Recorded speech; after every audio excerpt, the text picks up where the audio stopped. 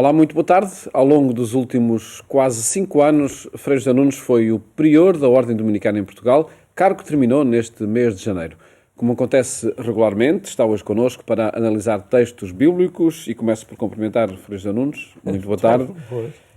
E evoquei precisamente esta missão, que será o nosso ponto de partida para a conversa, antes de olharmos os textos da Bíblia, não vou pedir uma avaliação destes últimos 5 anos, mas há um marco que fica na história, que é terem comemorado a Ordem dos Dominicanos 800 anos de história, e acredito que terá sido um marco fundamental nestes últimos quase 5 anos. Sim. Bom, e aliás, já também em outros mandatos anteriores que eu tive como prior provincial, também houve datas muito importantes, porque nós, por exemplo, em 1216 foi fundada a Ordem.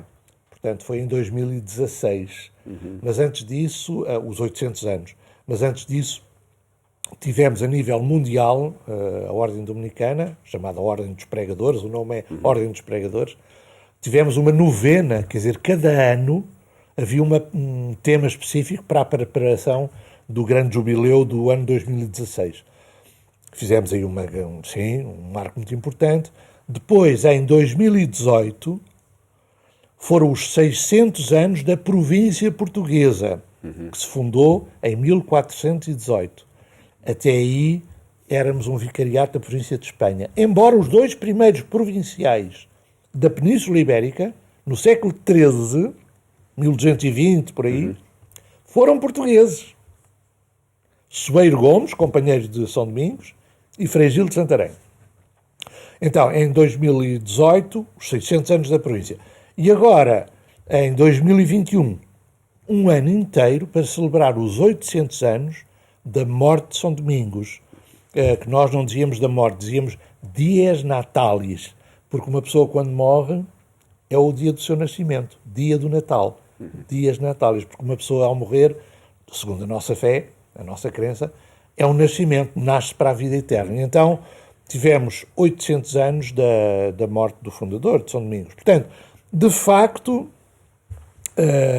houve muitas datas que pautaram, que ajudaram a celebrar ou a viver este meu mandato de provincial. Inclusivamente, por exemplo, estamos a tratar agora da publicação das atas de um colóquio, um congresso, que foi feito justamente há 3 anos, sobre os 600 anos da província, com umas 30 intervenções.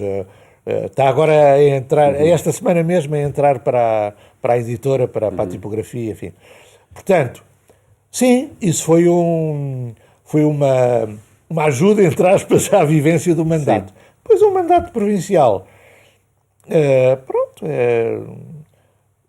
seja mais bem feito ou mais mal feito, é sempre um tempo em que é pedido a alguém, neste caso a mim, enfim, que coordene um pouco, que visite as comunidades, que fale com cada um dos irmãos, neste caso Portugal e Angola, porque Angola é um vicariato ainda da província portuguesa, qualquer dia vai se emancipar porque já está a crescer muito.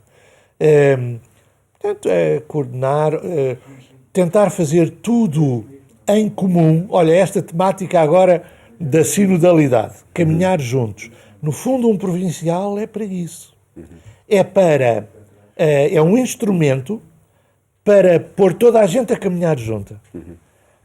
Se o consegue, muito bem. Se não o consegue, é porque o provincial não teve jeito. E não... Sem dúvida que é um processo e daí que tenha muitas referências ao longo de vários mandatos. Falou Frei José Nunes em datas que se comemoraram ao longo destes últimos anos. De que forma é que se projetou também a Ordem dos Pregadores para este tempo, para o trabalho que tem em Portugal? É também uma tentativa de responder aos desafios da nossa sociedade, das nossas sociedades e das nossas culturas, quer em Portugal, quer em Angola, desafios atuais. O carisma é o mesmo, é a pregação e, portanto, a evangelização, digamos assim, em geral. Mas, claro, muito adaptada às circunstâncias que nós hoje vivemos. Só para dar um exemplo, nós cada vez mais damos importância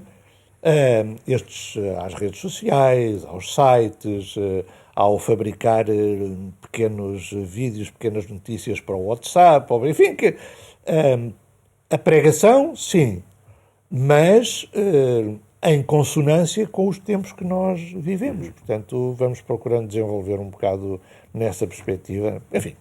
Sempre ligados a a esse mandato essencial que está na história dos dominicanos. E é também, enfim, não é pregação aquilo que se faz aqui, mas creio que pode ajudar esta... É uma forma de pregação também. Sim, esta análise que se faz aos textos bíblicos e onde contamos de forma regular com a presença de Frei José Nunes, e que agradeço também por isso. Vamos olhar os textos do próximo domingo. Muito bem. Começando por ouvir então o texto que se escuta do Evangelho, que é do capítulo 4 de São Lucas. Naquele tempo, Jesus começou a falar na sinagoga de Nazaré, dizendo: Cumpriu-se hoje mesmo esta passagem da Escritura que acabais de ouvir. Todos davam testemunho em seu favor e se admiravam das palavras cheias de graça que saíam da sua boca.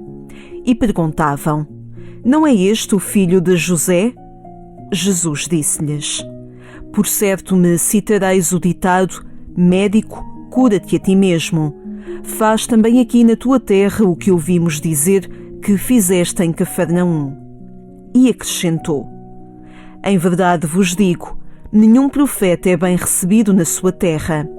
Em verdade vos digo que havia em Israel muitas viúvas no tempo do profeta Elias, quando o céu se fechou durante 3 anos e 6 meses e houve uma grande fome em toda a terra.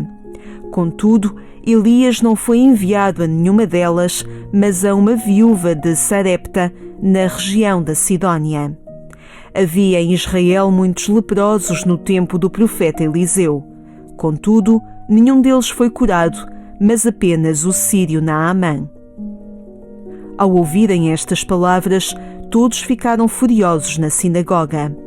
Levantaram-se, expulsaram Jesus da cidade e levaram-no até ao cimo da colina sobre a qual a cidade estava edificada, a fim de o precipitarem dali abaixo. Mas Jesus, passando pelo meio deles, seguiu o seu caminho.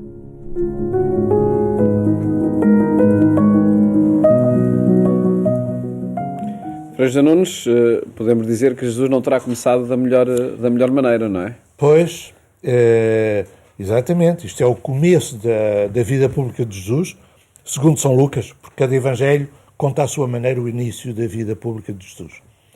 São Lucas diz que Jesus, a primeira coisa que faz, depois do batismo, das tentações, vem à sua terra, entra na sinagoga, a um dia de sábado, porque ele ia sempre ao sábado à sinagoga, e abre o livro da lei, sai-lhe uma passagem do profeta Isaías, que ele lê e diz: hoje cumpriu-se esta passagem. E logo a seguir vem este texto que nós acabamos de escutar. É a mesma continuação. Jesus tinha acabado de ler o profeta Isaías e tinha dito: o Senhor me enviou a curar os cegos, a libertar os oprimidos, e a proclamar um ano da graça do Senhor. E o Evangelho de hoje continua com isso. Todas as pessoas estavam admiradas com as palavras da graça que Jesus falava. E é isso que vai conduzir à ruptura de muita gente com Jesus. Isto é, vamos lá trocar a coisa por miúdos. O que é essa graça, não é? Ora está. A graça é a bondade de Deus. Jesus veio ao mundo para proclamar a bondade de Deus. E há gente que não suporta que Deus seja bom. Isto é, não suportam que Deus seja bom para toda a gente. Os judeus, Jesus era judeu, estava numa sinagoga, acreditavam que Deus era bom, mas era para eles. Para os outros, não. Para os outros, Deus castigaria. Deus mataria. Deus mandaria para o Sheol, para os infernos. E Jesus vem dizer: não. Ele só proclama as palavras da graça. Aliás, na tal passagem de Isaías, capítulo 61, versículos 1 e 2, Jesus para a meio Diz, eu vim para libertar os oprimidos, dar vista aos cegos, proclamar um ano da graça do Senhor. Ponto. Faltou a segunda parte, que é dizer que depois Deus vai castigar os pagãos. Jesus isso não pronunciou. E hoje é a continuação disso. Então Jesus vai dizer, não, Deus é bom para toda a gente. Vocês, aliás, reparem, aqui há uns tempos, há uns séculos atrás, foi a estrangeiros, a pagãos, a não-judeus, que Deus manifestou a sua bondade e curou, e houve gente até com muito mais fé fora de Israel do que em Israel. Isso é que eles não suportaram. E como não suportaram, quiseram matá-lo logo, não é? Logo nos inícios. Noutros evangelhos, a oposição a Jesus começa, a oposição forte começa um pouco mais tarde. No início é quase só os seus conterrâneos e familiares. Aqui, São Lucas diz que por causa desta manifestação universal da bondade de Deus, começa logo a oposição. E eu gostava de assinalar, já que estamos no ano de São Lucas... Ou seja, o Evangelho que vai sendo lido de forma continuada. Não é? Este ano, exatamente. Ano A, São Mateus. Ano B, São Marcos. Ano C, São Lucas. E depois São João é para certos tempos do ano, não é?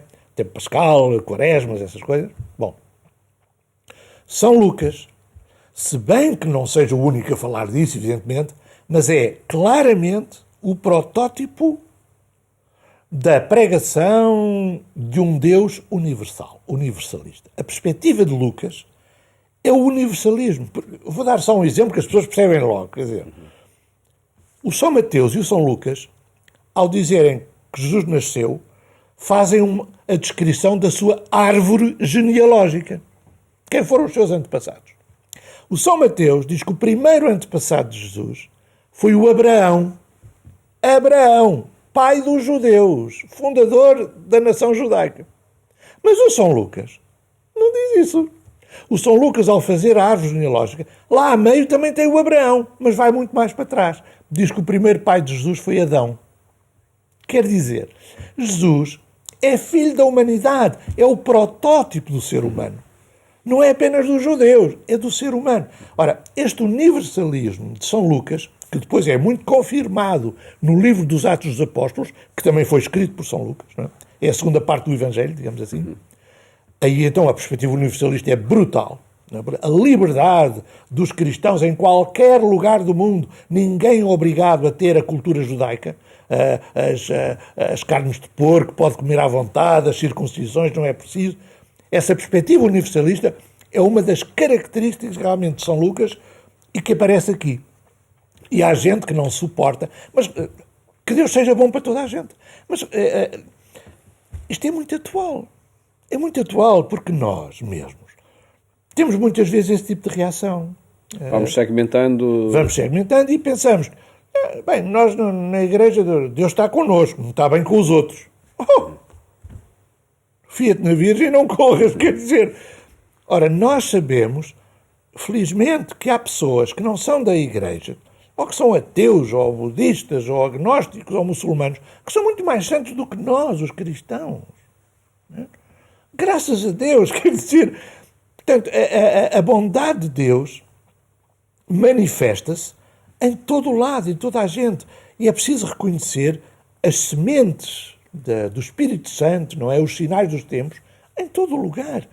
E dar graças a Deus, realmente, pela bondade de Deus se manifestar em todo o lugar. Quer dizer, este universalismo, este ultrapassar do sectarismo, ou do pensar que Deus só está connosco, isso é muito importante e muito atual, muito atual. Não é? E muito, muito identitário da mensagem cristã, não é? Exatamente, do universalismo cristão, não é? Esta frase, um profeta não é bem recebido na sua terra, acabou por ser também, enfim, identitária dessa rejeição, seja ao universalismo, seja a quem queira trazer alguma novidade, não é? Exatamente. Neste caso de São Lucas, tem muito do Evangelho que estamos a ler hoje, tem muito a ver com a questão realmente de Jesus não ser aceite por abrir a presença de Deus a quem não é da sua terra. Seja Havia Nazaré, todo o peso da história exatamente, contra o qual Jesus estava a remar. Não é? exatamente. Mas, por exemplo, na primeira leitura, que era dos Jeremias, não é? Pois, Sim. Bom, No capítulo 1 logo. capítulo 1. Aí aparece a tal outra dimensão que o Paulo estava a dizer, de que o profeta não é aceito na sua terra, não é apenas por causa de poder ser universalista, é porque também traz novidade. Um profeta traz sempre novidade. E como traz novidade, é perseguido. Não é bem aceito. Na sua terra nem em lado nenhum. Um profeta, e é mesmo assim, quer dizer, a gente olha para um Luther King, que é um profeta mais ou menos dos nossos tempos, foi perseguido, não foi aceito, até foi assassinado. Nós temos muitos profetas hoje. Olhemos para o Papa Francisco. O Papa Francisco é um profeta. Mas porque traz muita novidade, também há alguma gente, e não é tão pouca como isso, infelizmente, que não o aceita. Portanto, um profeta também traz sempre algo de novo. E nessa medida, como não é aceito, é perseguido. E eu acho que há aqui um motivo também de meditação muito grande, e até de oração também, e de solidariedade, para com todas as pessoas que são perseguidas. Neste caso, cristãos que são martirizados, ou pela sua fé, ou pela sua luta pela justiça, pelos valores evangélicos, não é? Mas realmente há mártires em todo o lado. Há mártires ateus e muçulmanos, portanto, há profetas em todo o lado, há perseguições em todo o lado, há martírios em todo o lado. Era bom acabar com tudo isso para fazermos da humanidade uma só família. Esse é que é o projeto de Jesus. E se calhar temos as pistas para que assim aconteça se seguirmos as indicações que são dadas na segunda leitura, na carta de São Paulo aos Coríntios, capítulo 12, não é? Uma boa ponte. Uma boa ponte. Onde de facto se enaltece a caridade como aquela virtude que mais permanecerá. O amor. Realmente, se nós formos fiéis e seguirmos o desafio de São Paulo, isto é, se nós vivermos no amor, ou na amizade, ou na caridade, como quisermos, porque há muitos vocábulos que são sinónimos, mas levam todos a essa vivência que construirá a tal fraternidade universal. Todos filhos e filhas de Deus, nós todos irmãos e irmãs, e, portanto, no amor, na amizade, na caridade, viveremos como uma só família, superaremos as tais perseguições, os tais martírios, as tais guerras, e isso será a possibilidade de vivermos na alegria, que é qualquer coisa que está muito no ADN do cristianismo, não é? Deixo-vos um mandamento novo, amai-vos uns aos outros, disse-vos estas coisas para que a minha alegria esteja em vós e a vossa alegria seja completa. Portanto, o amor, a amizade são o passaporte para podermos viver felizes, que é o que Deus quer, não é? São Paulo, então, faz-nos este desafio ao amor, à amizade, à caridade. E ele diz que, havendo três grandes virtudes, a fé, a esperança e a caridade, nós aprendíamos isso no catecismo, não é? Na catequese. Sim. As três virtudes teologais.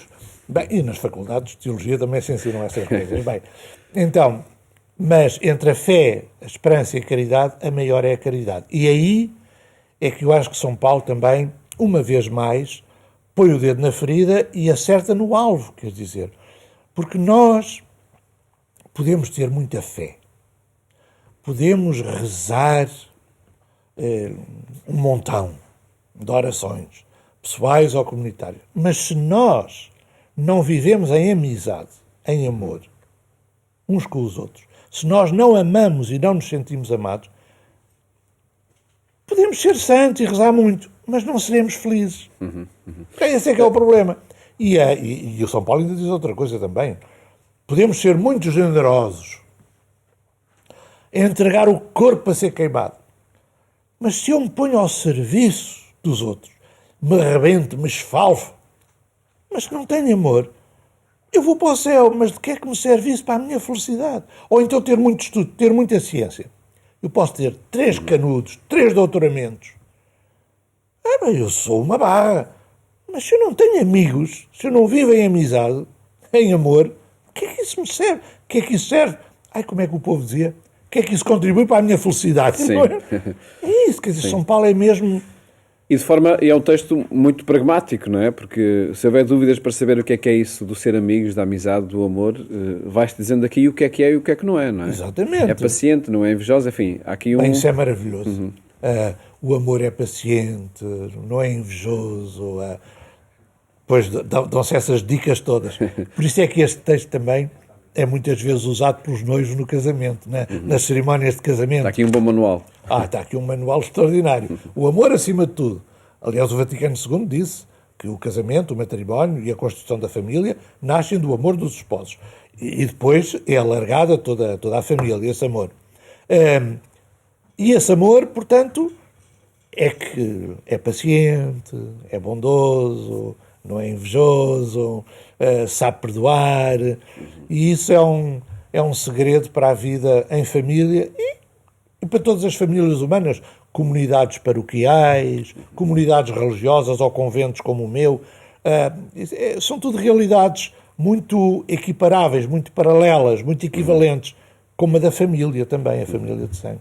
De facto, ótimas pistas para o cotidiano, seja nos diferentes ambientes que são apresentadas neste domingo na liturgia, e que agradeço ao Frei José Nunes ter estado aqui a analisar connosco.